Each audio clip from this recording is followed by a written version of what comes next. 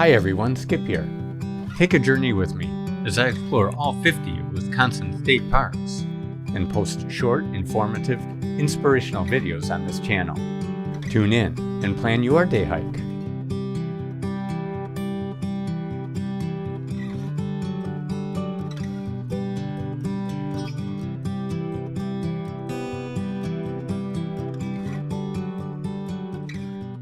So when it comes to the hike, it really depends kind of what you're looking for.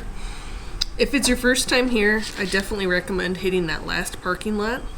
There's an overlook there where you can see our backside of our delta and bay here, as well as where the Kinnickinic comes into the St. Croix. This also gives you quick access to our beach area, which is down here. The only thing with that is it's about a quarter-mile hike, all very downhill. Okay. That's the only trouble with it. Either way, rigorous, yeah.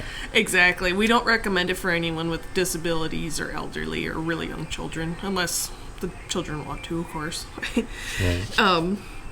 But if you do go down there, it's actually quite nice because you can walk over to the Kinnickinic and then you can kind of hang out in that area if you'd like to. Oh, cool. It's all beach, including our delta area. Mm-hmm. But Nice. you'd either have to swim or walk across the water to get there. It's about waist deep, but it's fairly muddy. Yeah, There okay. in this location anyways. That gives you access to like purple trail, yellow, green, orange. And a lot of people I know, they like to hook purple trail over to yellow and green, kind of do that loop, then back down to orange and then back through purple.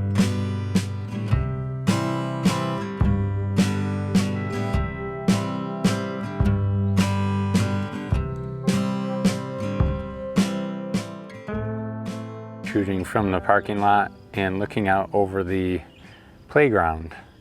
This is the parking lot, which is at the end of the entrance. It's the end of the road, basically, and the one where the overlook of the confluence of the Kinnickinic and the St. Croix River is. This is a fun little play structure that is what they call natural structure. I've got a picture of the plaque. For those of us accustomed to walking on flat, non-moving surfaces, like everybody, this is a bit of a challenge. It's pretty fun. I don't think I'm going to try it without hands, at least not yet. There are a lot of oak trees here, tons of acorns. Actually, as I'm standing here, they're just falling all the time. I'm probably going to get hit on the head by one at some point. Yeah, it's pretty. This whole area is just filled with oak. Very cool. Lots of blue jays that come with that and other wildlife that like the oak trees. Okay, the ranger said that trying to get water out of this fountain is pretty darn near impossible. She said it required 2 people taking turns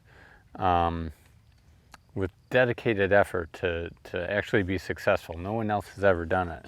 Let's give it a try. Maybe I'll get lucky.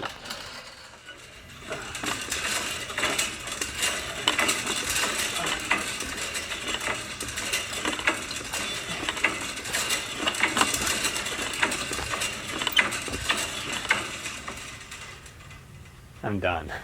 Yeah, they got this great fire pit here. So all one needs is a book of matches and maybe some newspaper.